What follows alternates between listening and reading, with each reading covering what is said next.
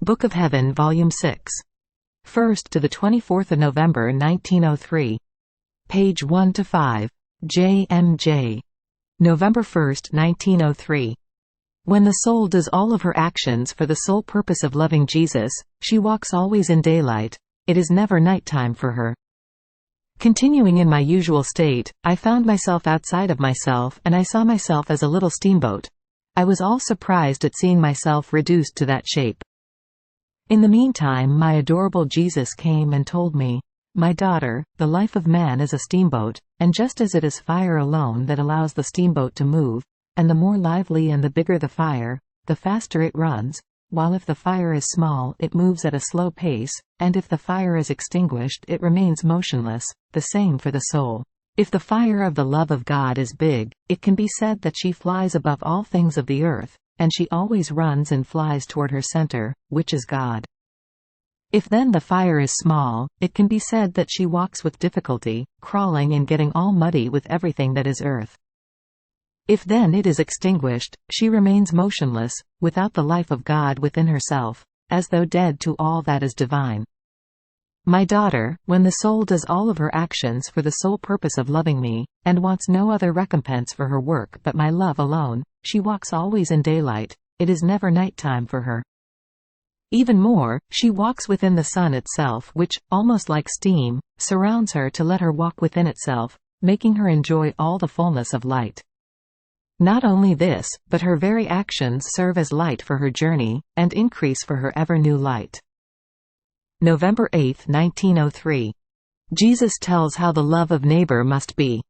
As I was in my usual state, I was praying for certain needs of others, and blessed Jesus, moving in my interior, told me, "For what purpose are you praying for these people?"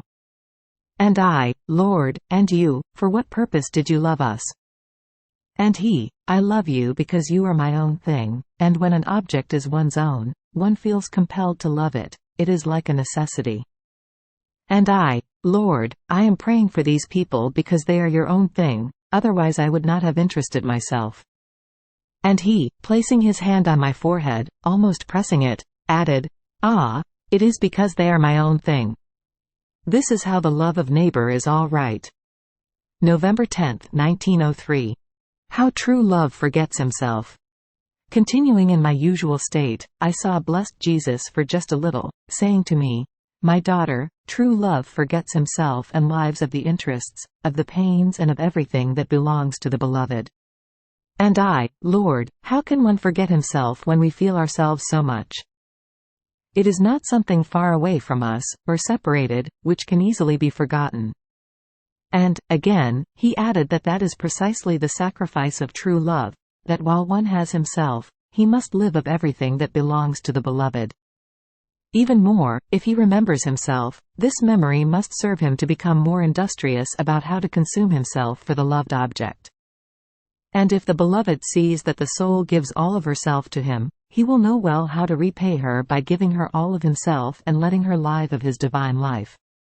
So, one who forgets himself completely, finds everything. Moreover, it is necessary to see the difference that exists between what one forgets and what one finds. One forgets what is ugly and finds what is beautiful. One forgets nature and finds grace. One forgets passions and finds virtues. One forgets poverty and finds richness. One forgets foolishness and finds wisdom. One forgets the world and finds heaven. November 16, 1903. There is no sacrifice without denying oneself, and sacrifice and denying oneself give rise to the most pure and perfect love. This morning, as I was outside of myself, I found myself with baby Jesus in my arms, and with a virgin, who laid me on the ground to make me suffer the crucifixion, not with nails, but with fire, placing a charcoal of fire on my hands and feet. Blessed Jesus was there assisting me while I was suffering, and said to me, "My daughter, there is no sacrifice without denying oneself, and sacrifice and denying oneself give rise to the most pure and perfect love." And since sacrifice is sacred, it happens that it consecrates the soul to me, as a sanctuary worthy of me to make of it my perpetual dwelling. So, let sacrifice work in you to render your soul and body sacred, so that everything may be sacred in you, and consecrate everything to me. November 19, 1903. While one is nothing, one can be all. Continuing in my usual state, I saw blessed Jesus in my interior, and a light in my intellect saying, while one is nothing, one can be all. But how? One becomes all through suffering. Suffering makes the soul become pontiff, priest, king, prince, minister, judge, advocate, repairer, protector, defender. And since true suffering is the suffering wanted by God in the soul, if the soul appeases herself completely in His volition, this appeasement, united to suffering, allows the soul to rule over justice, over the mercy of God, over men and over all things. Now, just as suffering gave Christ all the most beautiful qualities and all the honors and offices that the human nature can contain, in the same way, by participating in the suffering of Christ, the soul participates in His qualities, in the honors and in the offices of Christ, who is the All. November 23, 1903. There is no beauty that equals suffering for God alone. I felt impressed in my interior by what I had written above, as if it were not according to the truth. So, as soon as I saw blessed Jesus, I said, Lord, what I have written is not right. How can there be all this through mere suffering? And he, my daughter, do not be surprised. Indeed, there is no beauty that equals suffering for the love of God alone. 2 arrows come from me continuously, one from my heart, which is of love, and wounds all those who are on my lap, that is, those who are in my grace.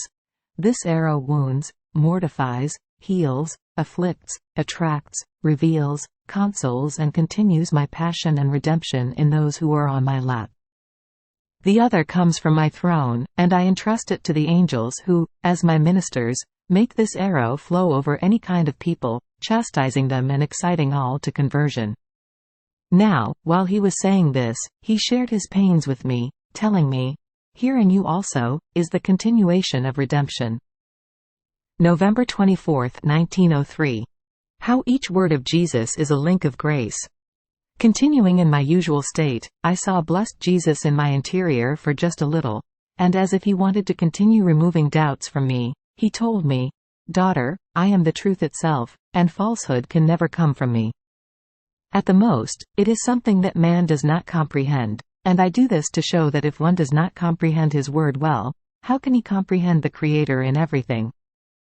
However, the soul must correspond by putting my word into practice.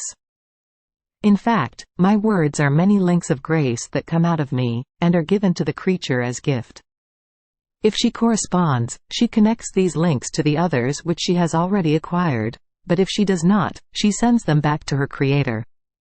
Not only this, but I speak only when I see that the creature has the capacity to receive that gift, and corresponding to me, she acquires not only many links of grace, but also many links of divine wisdom, and if I see them linked with correspondence, she disposes me to give her yet more gifts. But if I see that my gifts are sent back, I withdraw, keeping silent.